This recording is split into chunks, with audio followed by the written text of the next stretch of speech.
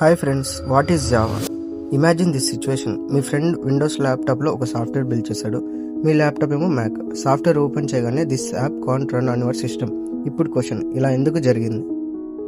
ఈ సిచ్యువేషన్లో ఈ ప్రాబ్లమ్ని సాల్వ్ చేయడానికే జావా పుట్టింది. So Java is not just a programming language. Java is a translator. మనం తెలుగు మాట్లాడతాము, కంప్యూటర్ ఇంగ్లీష్ మాట్లాడతాడు. మెషిన్తో మాట్లాడడానికి ఈ జావా. సో జావా అంటే ఏంటి? మనం రాసిన కోడ్ని మెషిన్కి అర్థం చేసుకునే లాంగ్వేజ్కి కన్వర్ట్ చేసే ఒక బ్రిడ్జ్. 1990s ప్రాబ్లమ్స్ ఏంటంటే, ఒక కంపెనీలో ఒక కంప్యూటర్లో వర్క్ అయిన సాఫ్ట్వేర్ ఇంకో కంప్యూటర్లో వర్క్ అయ్యేది కాదు. సో సన్ మైక్రో సిస్టమ్స్ అనే కంపెనీ ఒక బోల్డ్ డెసిషన్ తీసుకుంది. ఒకటే లాంగ్వేజ్ ఉండాలి, ఒకటే కోడ్ ఉండాలి, అన్ని మెషిన్స్లో రన్ అవ్వాలి. ఆ ఐడియా నేమే జావా. వాళ్ళు చెప్పిన ఫేమస్ లైన్ ఏంటంటే, రైట్ వన్స్ రన్ ఎనీవేర్. ఈ లైన్ జావాని హిస్టరీలో ఎవర్ లాస్టింగ్ చేసింది.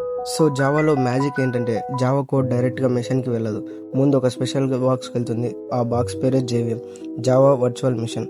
సో జేవిఎం అనేది కోడ్ని సిస్టమ్కి అడాప్ట్ చేస్తుంది.